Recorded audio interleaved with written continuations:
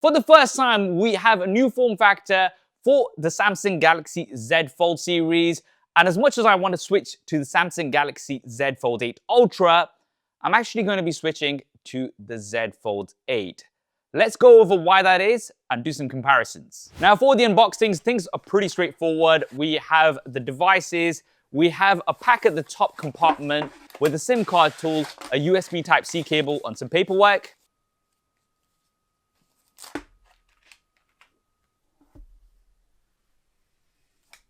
And here they are. So we have the Z Fold 8 and the Z Fold 8 Ultra. And you'll notice straight away that the Z Fold 8 is quite a bit shorter and quite a bit wider. Bad news is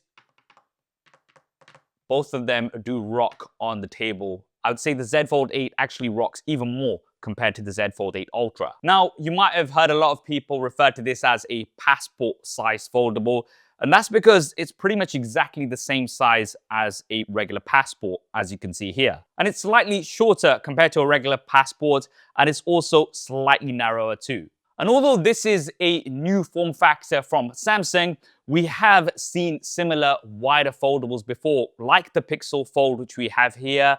That is, however, a little bit taller.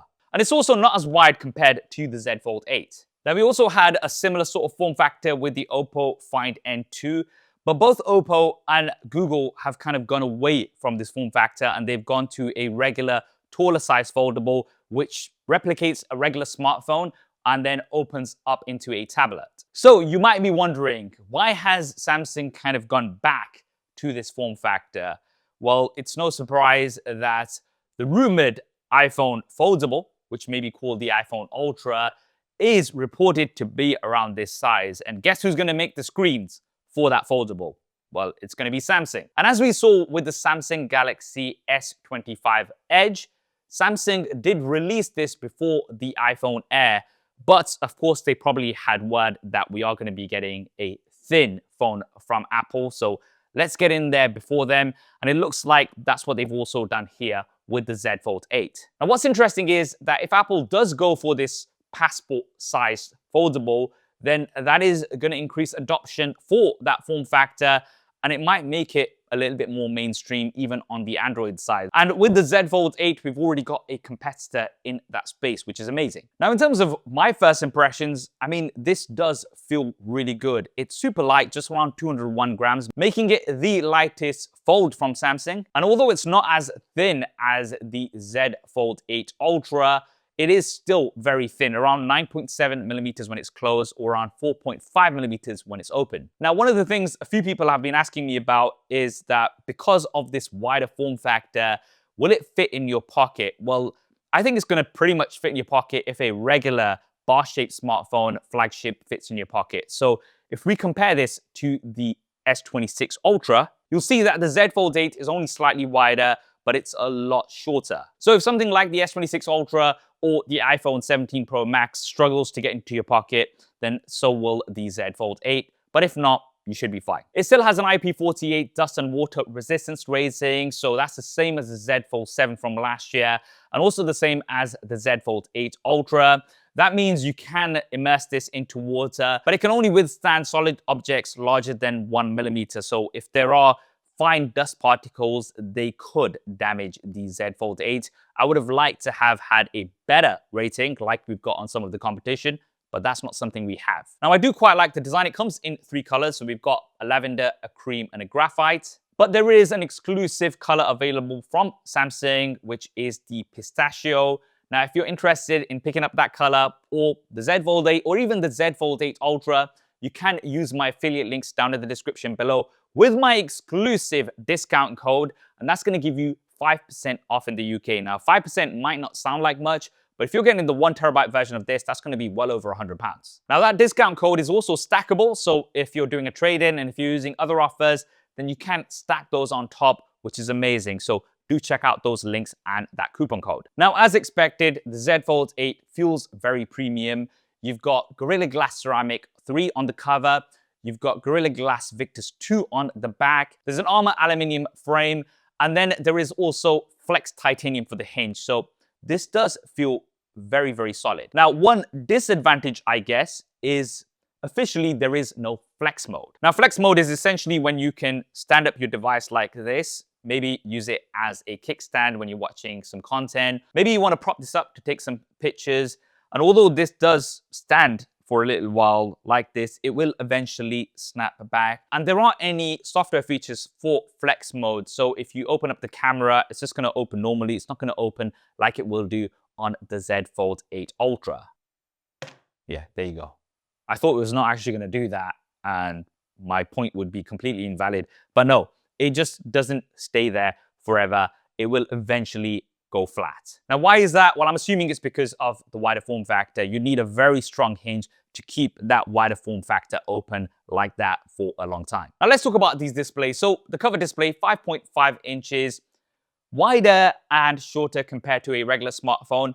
But in your day-to-day, it should be fine generally, but depending on the size of your hands, it might be a struggle to reach to the opposite side. And you are going to get a different viewing experience compared to a regular smartphone when you're scrolling social media, for example. So here, I'm on TikTok, and you can see that we have some black bars on the left and the right.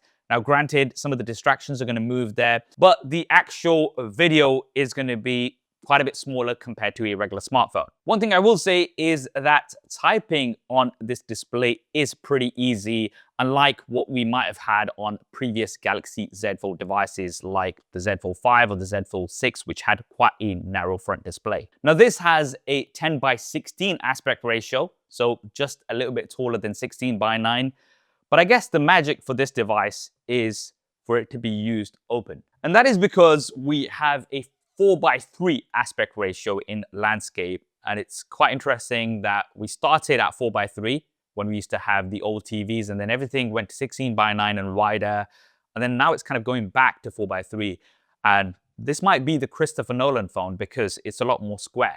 Now, one advantage of this 4:3 display when you've got it in landscape is that if you are watching regular videos, you're going to get way smaller black bars on the top and bottom. So it's going to give you an arguably better viewing experience compared to something like the Z Fold 8 Ultra. Now, that's for viewing content, but for me personally, I think the appeal for this device will be more for using it in portrait orientation. And that's because this is much more of a tablet form factor. So if you're browsing the web, if you're reading ebooks, or if you're viewing images, the vast majority of photos taken on smartphones are at 3:4, which means when you're viewing photos on the Z Fold 8, it's going to take up the entire screen and look beautiful. Now, the other thing that I like about this display is firstly that it gets super bright, up to 3000 nits, but it's also anti-reflective, which makes it so much better to view outdoors. And what's a little bit annoying is that the cover display is not anti-reflective.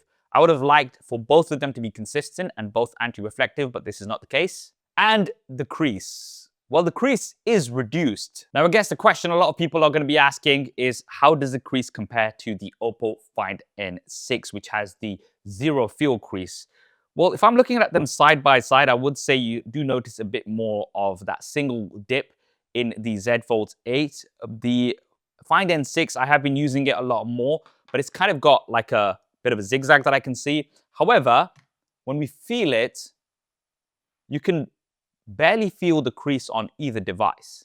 Let's also bring in the Z Fold 8 Ultra. Once again, you can't feel it too much on the Z Fold 8 Ultra, but I would say that you can see the crease a bit more on the Z Fold 8 Ultra compared to the Z Fold 8. Yes, you can definitely see it more and feel it a little bit more on the Z Fold 8 Ultra compared to the Z Fold 8. I also think that being anti-reflective does reduce the visible crease a bit more. So, although this is not completely creaseless, it's definitely been reduced compared to the previous generation. Now, I want to talk about the cameras because although we have a little bit of an upgrade, we also have a downgrade compared to the Z Fold 7. So in terms of the upgrade, we have a 50 megapixel ultra-wide camera. This is up from the 12 megapixel ultra-wide camera we had on the Z Fold 7. But then we have a 50 megapixel primary camera, which is down from the 200 megapixel camera that we had on the Z Fold 7 and we have on the Z Fold 8 Ultra. And of course, there is no telephoto camera whatsoever. So although I expect the cameras to be good overall, you are going to be missing that 200 megapixel resolution, and you're also going to be missing that dedicated telephoto camera with optical zoom. Now, my solution for this, and this is something that I have fed back to Samsung, is to use AI to enhance the zoom photos that come out from here. Now, although Samsung do use some AI, they don't use it anywhere near the extent as some of the competitors, like the Pixels, the Honor phones, and Oppo and Vivo. Now, for those of you who are not familiar with AI enhanced zoom, why are you not? You should be watching my videos, and you would have been. But essentially what it does is it takes an image that doesn't look too good and uses AI to enhance all the details and gives you a result that looks very, very good in comparison. Now, granted, this can be hit and miss sometimes, but most of the time it gives you much better results than you would do with regular zoom. So if Samsung can increase the zoom from here, it's currently 10 times. If you can even do it to about 30 times, I think practically, and then use AI to enhance that zoom, then it would help me not miss the telephoto camera as much. Let's see if Samsung do that. But I think that might be one of the things that's going to make me struggle living with the Z Fold 8, not having a dedicated telephoto camera. Selfie cameras haven't really changed much. We've got 10 megapixels on the cover, and then we've also got 10 megapixels on the main display. And these should be fine in the day-to-day. I will be testing all of the cameras a lot more in my full review. If you want to see that first, be sure to subscribe and hit that bell icon. And let's talk about performance, because that is one area where there is no compromise. This is powered by the Snapdragon 8 Elite Gen 5 for Galaxy. This is the same chipset that we've got on the Z Fold 8 Ultra, as well as the Samsung Galaxy S26 Ultra. You've also got either 12 or up to 16 gigabytes of RAM. The 16 gigabyte of RAM version is only for the 1 terabyte storage option. And with that, I expect performance to be absolutely amazing, whether you're multitasking or gaming. One point to mention is gaming on that 4:3 display is actually pretty good because a lot of the controls are kind of out your way so you can see more, and I do like that. I mean, the Z Fold 7, even now that it's a year old, is absolutely great in terms of performance and also software. Samsung is one of the best when it comes to software support.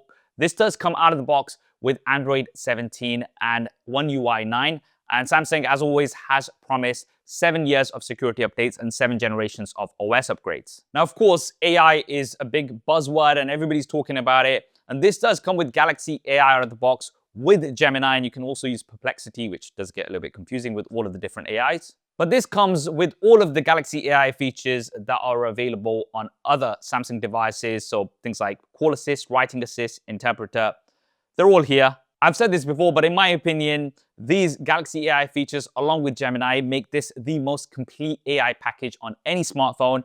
And I really do find a lot of these useful. Now, if you want to have a full breakdown of the AI features, I've covered them in my S26 Ultra review, so I'll link that video down in the description. One new AI feature, which is coming with the Z Fold 8 and the Z Fold 8 Ultra, is My Fan Cam.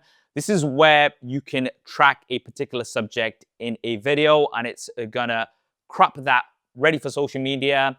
This does seem to work pretty well, but it's not something that I can see myself using too much. But as always, there will be lots of AI features which you may or may not use, but I do like that you have lots of variety on here with some that are very useful. Now, one other area where there is no compromise on the Z Fold 8 is with the battery.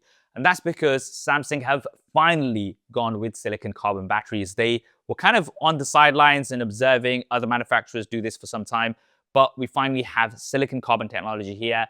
And we've got a big 4,800 milliamp hour battery in the Z Fold 8, which is around 400 milliamps more compared to all the previous Z Fold devices, which had around 4,400. Now, I expect battery life to be really good compared to the Z Fold 8 Ultra, which has a slightly larger 5,000 milliamp hour battery. Samsung is saying it's just only going to be a slight difference when it comes to video playback, and I would expect that because the main display is a lot smaller. And we've also got an improvement in charging compared to previous years. So we've got 45 watts of wide charging. Will give you around 63% in 30 minutes and 20 watts of wireless charging. No magnets, so unfortunately, there is no MagSafe. You will have to get a case that's going to be compatible with that. Now, in terms of cases, I generally do use my devices with cases.